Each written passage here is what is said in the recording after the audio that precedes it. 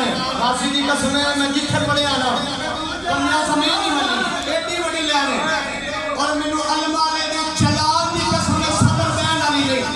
जेदे अंदर अली वसदा है ना ओदे वास्ते गल है सबर बहन वाली ले एडी कमाल है पीर मुहम्मद शाह दूजा नहीं होना कसम मैनू सोने और दुश्मन अली शन वलीउल्लाह आज तू इस्लाम का ठेकेदार बनया फिरना है तू आखना मैं कारी हां मैं मुसलमान हां आज मैं लाहौर दे विच सिर ते कुरान चा के ऐलान करके आखना कोई इंसान ना होता ते रब दा कुरान ना होता होता ते रब दा कुरान होता जे मौला अली दा बाबा फातिमा इमरान ना होता जे मौला अली दा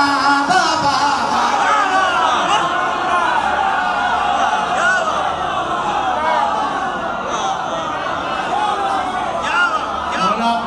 मौला आपका साया सलामत रखो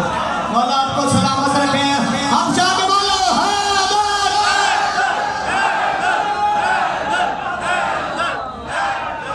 अल्लाह पढ़ने की तरह फरमाए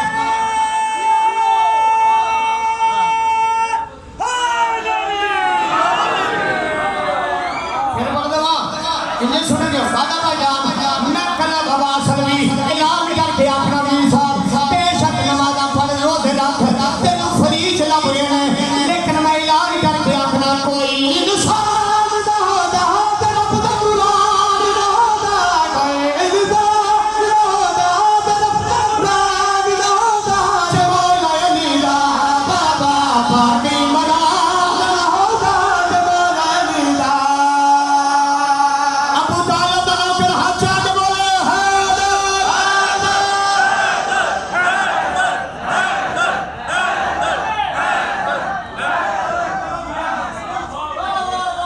इमरान ना होता जे मौला अली दा बाबा फातिमा ना होता जे मौला अली दा